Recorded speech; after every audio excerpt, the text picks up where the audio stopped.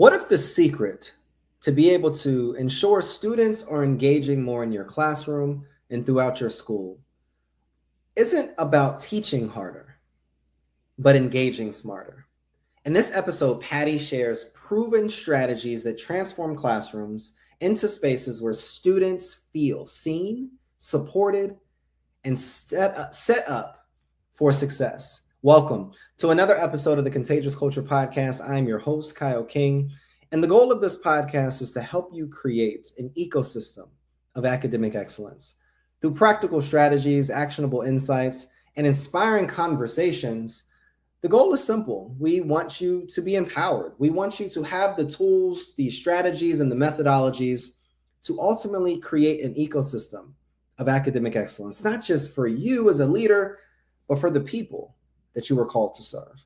This individual that we're going to be talking to today is doing amazing work in the educational realm and industry, and she's transforming classrooms by doing one thing that is very different: helping students, every student, engage, and she's going to be providing us proven strategies for classroom and student success. Patti, how are you doing? Good. How are you, Kyle? Thanks for having me on. I am absolutely amazing. I am so excited for this conversation. We had the pleasure of connecting maybe a few months ago, and you're preparing for a major conference in December. But before we talk about all of the amazing things that you're doing, can you just introduce yourself and talk to us about how you're showing up to transform education? Sure. Well, my name is Patti Massullo, as you said, and I'm certified in several different areas, actually, in mental health and brain health, and I'm John Maxwell speaker and coach, but my heart is really for youth. And so I am certified with the Center for Teacher Effectiveness, and that is an organization that was built from principals and administrators. Everyone that started that company has been in the education field. And so they equip us as leaders to go out into the schools and talk to teachers, principals, administrators about how to manage classrooms better and engage students and keep them interested. How do you do that, though? Like, when we think about being in school, and as a former teacher and dean and assistant principal and all of these different roles that I've assumed, how do we ensure that we're getting students to engage better in the classroom? Well, I think it boils down, there's a whole process, obviously, but I think it boils down to not doing things the same old way that we've always done them, right? So just going into the class, having a curriculum, teaching at the kids and not keeping the kids involved. So the engagement piece is huge. It's getting those kids really wanting to learn, wanting to do better. And the process that Center for Teacher Effectiveness uses does just that. We have all types of things that we do. We do a full day training, and we work with the teachers on everything from how to set up the classroom for success, as far as how seating arrangement goes, to how the students will actually engage in the lessons that are being taught. So it's a pretty cool process, actually. Now, walk us backwards. What got you even interested in doing this work? And talk to us a little bit about your background and what got you to this point. Sure. Well, if I was in corporate America for years and, did a stint of that, but I've always been an entrepreneur. I've had several different types of businesses over the years, brick and mortar, as well as online businesses. And probably 8 or 10 years ago, I was doing a lot of marketing, social media marketing, and that kind of thing. But my heart wasn't really in that. It wasn't really fulfilling me. It was okay financially, but it wasn't there for me for like what I really wanted to do. And so I started to explore working more with students. So I do a lot of volunteer work with students, whether that be in churches. Mm-hmm. I've been a guardian ad litem. I've been on the board of the foster care review board for my county, and doing things like that with even working with an organization that helps fight sex trafficking. So working with young people that way. And so I've had a heart for that. And that's what made me seek out the Center for Teacher Effectiveness. I had a friend who was involved, who is a former principal. And that's when I decided, I really want to take my focus in that direction. I still do some personal and professional development with administrators and teachers and even companies. but my heart is there with the youth to be able to make a difference with them, because they're the future, right? They're the ones that are going to be leading all of us eventually. Talk to me about how the multitude of experiences that you've had has been able to probably help you engage better, but then also produce very exciting professional development. And as you're processing the answer, for me, I stepped out of corporate America and then went through the ranks of education. And I believe when I was working with students, it gave me a depth of knowledge to be able to connect various educational jargon, in a sense, to be able to engage with these students better, to be able to enhance those learning environments. Can you talk to us about how the multitude of experiences that you've had has made you better as an educator? I think because I'm older, and so a lot of times when you go into the school, a lot of times you think, oh, the kids don't want to listen to you. But honestly, they do. They do want to hear your experiences. And I had quite the childhood and teenage years myself. And so one of the things I do when I do assemblies or things like that in schools is I talk about healthy relationships and how important that is. So I think taking my background of things that were a challenge for me and a struggle for me, as well as my business experience and being an entrepreneur and being able to kind of combine that all with my love of education in all forms. I've always been someone who uh, yearns to learn more. I always want to learn more, do more, be more. I don't want to stop. Like sometimes people will say, oh, aren't you getting near retirement age? Don't you want to retire? And I'm like, no, I don't. As long as I can still make a difference and bring value to people, that's what I want to do. So I think that combined with the things that I've done in the past, as well as my own personal experiences in my past, I can bring something to the table for the youth that is, can give them some real hands-on, like, I'm not just up there, it's not just theory. I'm up there talking about real life experiences and things that I've been through myself, so that they can kind of say, oh, okay, maybe she understands me. Exactly. I'm a first year teacher, and it is now September, and my classroom feels like a mess. My students will not stop talking. It doesn't feel like they are engaged in my lessons. And I want to leave the profession, but I want to wait to have some type of guidance on how to structure the environment to get students to engage more. How would you help that educator? Where should she start or he start to be able to get students to engage better so that she can also manage the classroom to enhance their learning environment? Well, part of the process and the training that we do in our full day training is educating the teachers on how to take that student that's disrupting the classroom and do something a little bit different. Instead of, stop talking, stop talking, stop talking, you're going to the principal's office. Part of the learning process with what we do with student engagement and classroom management is we have a process where we have teams of teachers that work together. And so there'll be a teacher down the hall that is your partner in this. And so what happens is, just to give you an example. So let's just say Johnny is out of control and he's, had enough warnings. And that's part of the process that we do with Center for Teacher Effectiveness is we don't give multiple warnings. We say, okay, this is what you're going to do. And if you're not going to do it, here's what's going to happen next. So they know what to expect. And then what they do is, so Johnny's in Mrs. Brown's class, right? So he's out of control. So he's going down to Mr. Smith's class for 15 minutes. He's just going to sit in Mr. Smith's class. He's not going to engage. He's not going to do anything in there. Mr. Brown's not going to do anything. He's just going to sit in Mr. Brown's class. And then he goes back to the classroom again. And I know it sounds like fairly simple, like how could that be, helpful, but combined with everything else that we do and all the training that we do to get the teachers to that point, it's extremely effective, because these kids learn that they're not going to just be able to say whatever they want to say and get away with it and keep getting multiple warnings, because teachers are worn out. They don't want to keep saying, stop it, or I'm sending you to the principal. And it's the whole process. So they, a lot of times the kids will do it just to get attention. But it really is very effective, the way we do the team tagging with the teachers.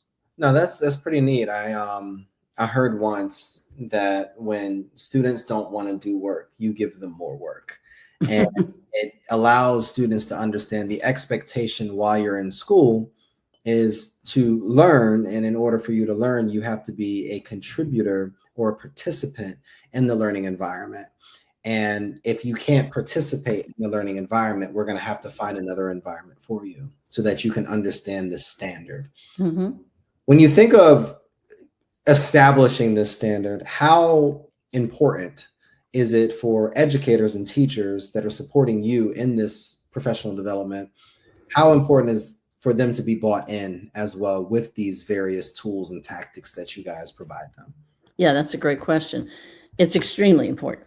And what happens is a lot of times, some of the teachers that we go in and work with have been teachers for, decades. Mhm. And so a lot of times they feel like I've been there and done that. I've done everything. There's nothing you can teach me. Mhm. There's nothing that new to me. And so that's not true. The reality of it is they, keeping an open mind and saying, okay, even if I can, and that's what I try to do with everything I learn. Even if I get one nugget out of this, like, okay, I've been doing something similar to that, but I never did it quite this way. Exactly. And that's what we're finding is a lot of times we'll go in and teachers will have sort of that. And it's not their fault. It's because they're burned out, they're tired. And so they're kind of like, oh, what's she going to teach me today? But by the end of the training, they'll be like, wow, I never really thought about doing it that way. And I met with a retired principal not too long ago, about a month ago, and we had lunch and we were talking. And I said to her, what do you consider the biggest challenge today in the classroom? And she said, it's behavior. No doubt about it. It's behavior issues. If we can get those behavior issues, because the kids are coming into the classroom and they're not ready to learn. And that's one of the biggest misconceptions is that sometimes we think they're coming into the classroom and they're ready to learn. No, a lot of times they're not ready to learn. Some of them haven't eaten all weekend. Some of them come from abusive homes. Some of them have mental health issues. There's so many things they come into the classroom with. They're not coming in ready to learn for the most part. There are some that are, but for the most part, across the board, that we're finding that that's not true. And so that is where the teachers end up getting completely burned out. So we try to preface our training by saying, look, validating them. Look, we know you're tired. We know that you're burned out. We know that you feel like you've been there and done that. We're trying to equip you with some new things that you can do. And, one of the things that we do in our trainings, Kyle, is, unless a principal for some reason requires it, they're not required to do anything that we tell them to do. When we go in and do the training, they can go right back to the way they were, unless the principal requires it, which occasionally that happens. Exactly. But if they're willing to just take a couple of the principles and employ those into their daily agenda, you'd be surprised at some of the differences they start to see. And of course, when we see differences, that's when we go, okay, maybe this does work. Exactly. Maybe it can work. We have a very, very high success rate of student engagement and classroom management. It's in the 90%. So it's not, you can't fix every single thing every single time. There's always going to be that percentage of kids that, not that they're beyond help. Nobody's beyond help, but they're not, they're not going to engage. But if you can get 3/4 of your classroom to engage, that's huge. For some schools, that's really huge. I agree. Yeah. What does engagement, like true student engagement, look like? It looks like the students coming in and feeling like they have a say, right?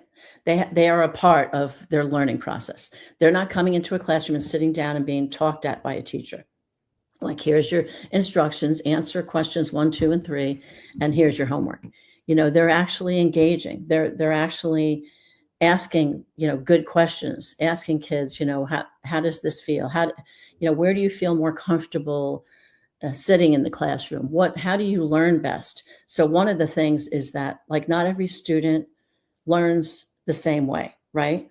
And I remember when my son was he was actually in, I think it was 5th grade. And this is when I first started to think about this whole thing. And this was before I even got involved with doing these specific trainings.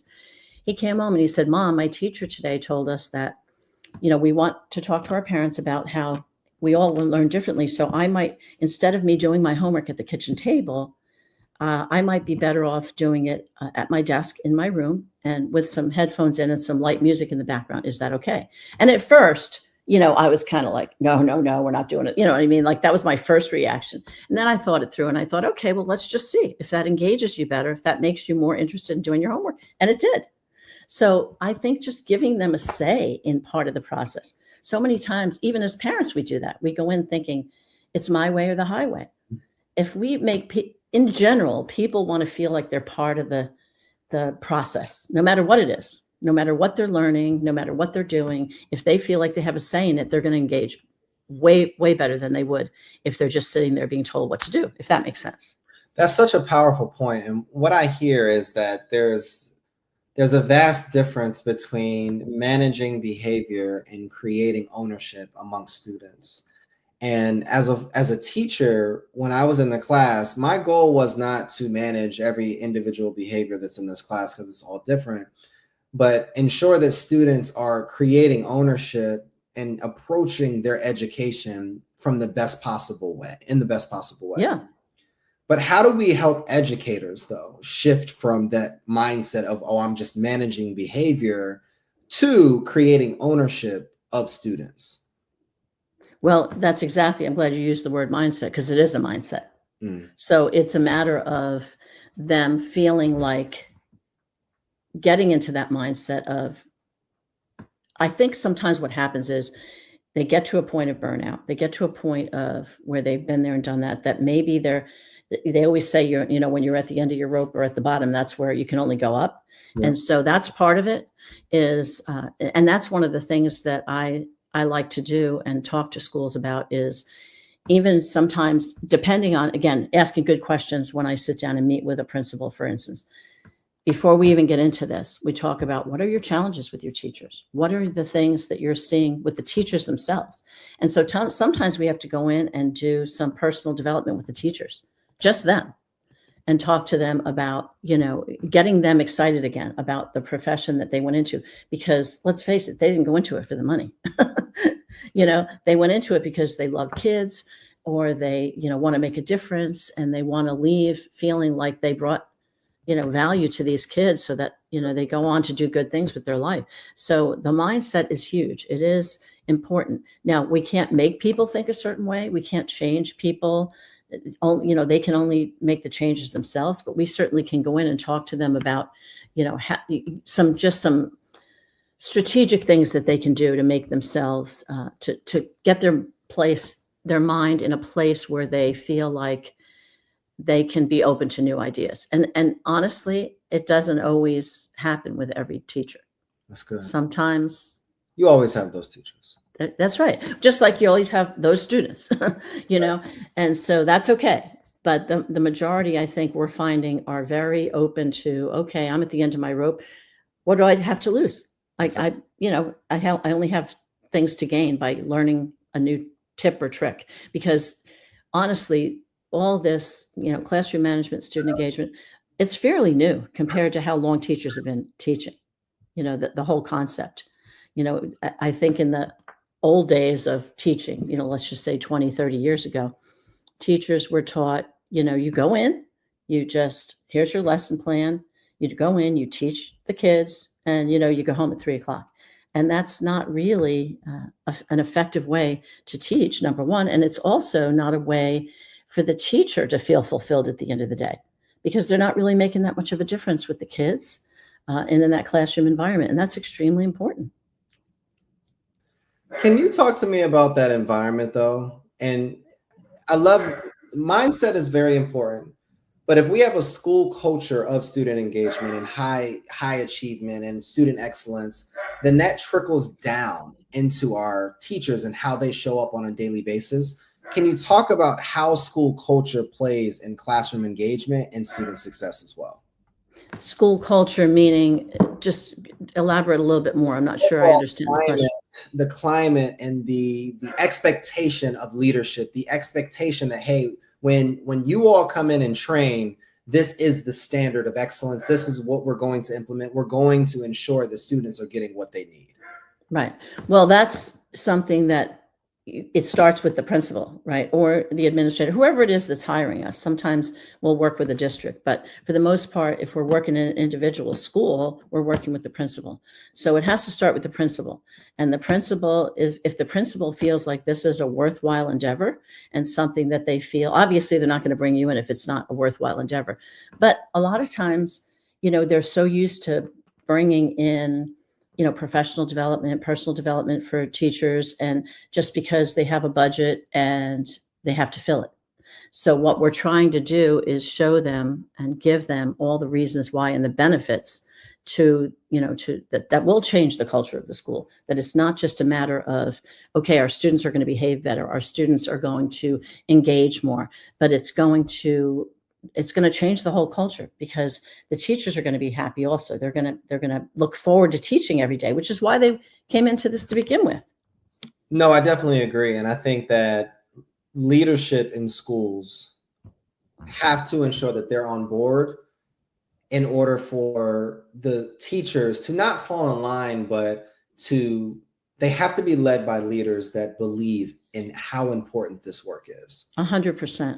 And I guess my question is, how do we as leaders in education make sure that students feel seen and supported in their learning process to the point where it bleeds into how our educators on a day-to-day basis show up for our students?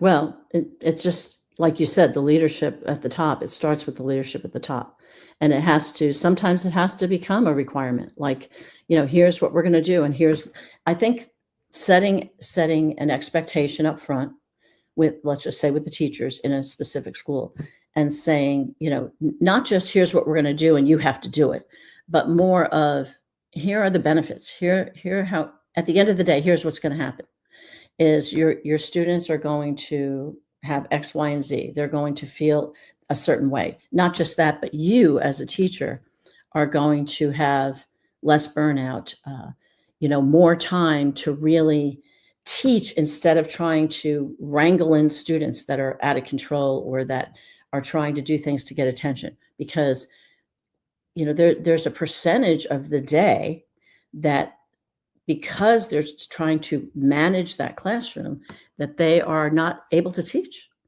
And so they need to be able to do that. But it does start with the leadership. And I think that it has to be a situation where the leaders are outlining not just expectations, but what the benefits are. What are the benefits to us? Because nobody wants to do something just because they're told to do it. Just like the students don't want to do it just because they're told to do it. What are the benefits? How is this going to change my day to day?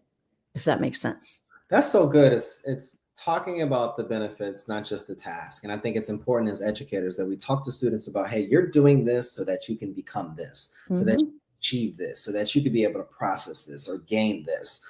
It's more of a success approach, like teaching for success, not just teaching from the place of, well, if you don't do this, you're going to be that, in a sense. And I love that perspective. There's someone listening right now that's a teacher that feels absolutely overwhelmed by classroom management. What would be your advice and your words of encouragement to that teacher that does feel overwhelmed by classroom management? Well, first of all, we see you, we hear you, and we are here to empower you and to take your classroom back. And so that it's not just a matter of controlling the classroom, it's a matter of feeling like you're united with your students. And so there is hope, there is help, and that's what we do. That's what we're here to do. That's what we're here to help you and empower you to do, so that you can do what you set out to do when you became a teacher, which is to make a difference in the lives of students, to be able to teach whatever that field that you're in, whatever you're teaching. Doesn't matter whether it's special education or science or math or PE, to be able to have those students, that there is hope. And I think it's important too, Kyle, to note that with students, again, this is coming from that expectation that they're coming in wanting to learn, right? That we know that's not true based on research. But what we also know is that because of all those factors that have happened before they even come into the classroom, what happens is these students, deep down, when we start talking about benefits, right?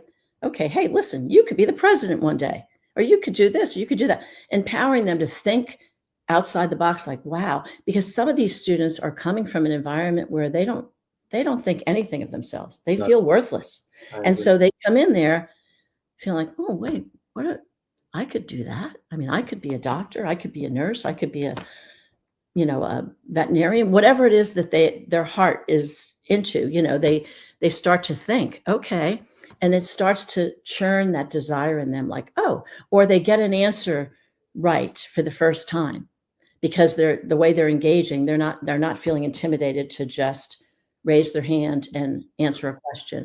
I wanted to share a quick story about a training that I did recently at a school, and it was a charter school. And this was something I did as a volunteer. And so it was a small classroom because charter schools are typically smaller. And there was probably, I want to say 15 students in there. And so the training that I was doing was very much trying to engage them. But these students were very shy about raising their hand and answering a question. And so the more that I started to sort of come to their level, you know what I mean? Like showed a few videos, played a little bit of music that they could relate to. I started to see them being a little bit more, oh, okay, because they were nervous about getting the answer wrong. Exactly. And so they started to come alive when they saw, oh, okay, she kind of understands us a little bit. She cares. Yeah. Yeah, yeah. And I mean, one day with a student for somebody like a trainer isn't going to, it's the teacher in the classroom that doing this on a daily basis is going to be able to make a huge difference in that child's life. That's so good. That's so good. And there's somebody listening right now that's been taking notes all episode, like me. And they want to know, what are a few practical strategies that someone can use, let's say today or tomorrow, that can help them create more engaging, well-managed classrooms in their school? I would say to just come into the classroom with a different mindset of, okay, today we're going to learn together. The teacher may even learn something from the student that day. Given the opportunity, that's definitely possible. And so going into the classroom and starting to, for lack of a better way, not a survey, but to start to poll the kids, how do you feel like you learn best? Where do you do your homework at home? What do you feel like is the most beneficial thing today? What is it that you'd like to learn the most about science today? Let's just say it's a science class or whatever the case may be. Just giving them a little bit of a say, just to start to see if you'll start to see students that don't normally talk, that will start to, raise their hand and go, okay, well, I'd like to do this or that and that kind of thing. And a lot of times teachers will think, well, we've got so much we got to get done in a day. We don't have time for that. But I promise you that when you start to integrate and do that experiential learning, if you will, with the students, that you will start to see a difference and you'll see them participating more, so that when it gets to that point in the classroom where you have to, you do have to say, okay, we've got to do X, Y, and Z, they're way more likely to want to participate because now they feel like, oh, I'm part of this classroom. I'm not just a student here to, wait for the lunch and the bell to ring at 3:00 and go home. There's so many things that I've written down during the episode, but the three things that I have here in front of me are mindset shift, commitment to excellence, and caring for your kids. That it requires us as educators to first change our approach and our perspective on how we're even going to approach learning in the first place. Mm-hmm. That we have to ensure that we have a standard of excellence that we can even have ourselves, but then also our students reach to. But similar to what you said, even if a student doesn't reach it, even if the environment isn't the best that it needs to be right now, that we have to care enough about ourselves, our students, our classrooms, our environment to be able to ensure that we keep going through this process, because it's a process. It is. Patti, you are doing absolutely amazing work. And how can we support you? Where can learners and listeners connect with you? Well, my website is pattimassullotraining.com. And I'm also in the process of putting together a resource for teachers and administrators that maybe either don't have the time right now or the budget right now to do, a full-blown training, that wants to kind of get a little taste of it. So I'm actually working on that as we speak, and I'll hopefully have that available in the next 30 days or so. Good, good. What's next, Patti? What's next for you? You have a conference coming up. Can you talk a little bit about what you'll be talking about, where you'll be speaking, and how we could potentially support you in showing up there and giving you a standing ovation? Sure. I'm speaking at a conference in Orlando, and it is called the Goal Achievers Summit. And that is a conference where there's lots of different speakers speaking on lots of different topics. And my topic there is actually, I'm a certified DISC trainer. So I will be talking about DISC and how to incorporate that into your business and your life. And I'm also trying to incorporate some teachers in the area to bring them in and to do a little special training with them the next day after it's over. So I'm working on that right now. And so that's December 29th and 30th in Orlando. And I'm excited about it. That's awesome. Patti, if you had 60 seconds to share a final message with educators right now that are listening in, what would you say? I would say there's hope. There's hope for change. You have to believe it, and you have to, if you're a teacher listening right now and you're saying, you know what, this is all well and good, but my principal is not open to that, go and talk to them. Have them listen to this. Have them engage them in a conversation about how you want to make a difference in your classroom. And then hopefully they'll be on board and they'll say, okay, let's hear more. Let's hear more. Let's hear more. If you're listening into this, I want you to listen to this as much as you can until you have a mindset of change in your classroom. I want you to go to Patti's website online until you are able to increase the standard of excellence in your classroom. And then I want you to show up at her conference in December so that you can learn these personal and professional strategies that can make you a better educator on a day-to-day basis. A question that we always ask our listeners every week is, what type of culture am I spreading? The energy you bring is the culture you create, whether it's in the classroom, in a boardroom, or in a school community. Make yours worth catching. We'll see you all next episode.